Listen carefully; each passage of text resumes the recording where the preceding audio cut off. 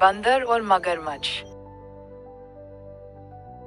एक घने जंगल में नदी के किनारे एक बड़ा फलदार पेड़ था। इस पेड़ पर एक चतुर बंदर रहता था, जो रोज ताजे फल खाकर अपना पेट भरता था।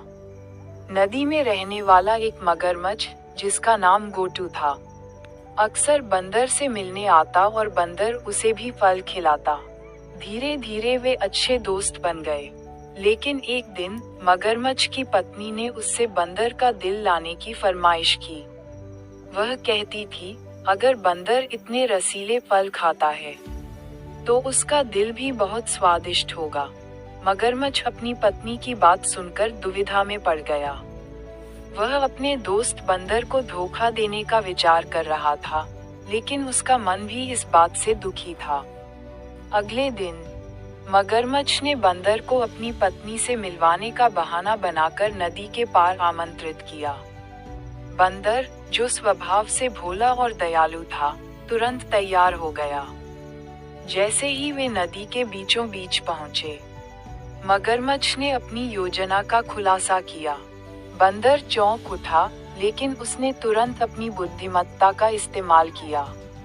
ओह, मैं तो अपना दिल पेड़ पर ही छोड़ आया, बंदर ने कहा, मुझे वापस पेड़ पर ले चलो ताकि मैं अपना दिल ला सकूं। मगरमच्छ, जो थोड़ा सीधा सादा था, बंदर की बातों में आ गया और उसे वापस पेड़ तक ले गया।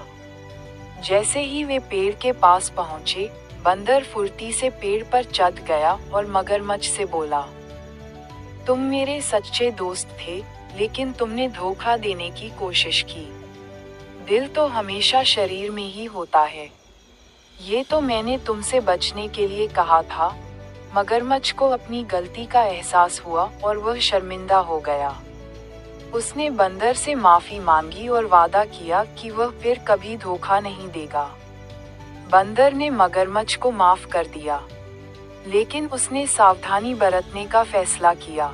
नैतिक शिक्षा ये कहानी हमें सिखाती है कि धोखा देना कभी भी उचित नहीं होता और सच्ची दोस्ती का महत्व बहुमूल्य होता है।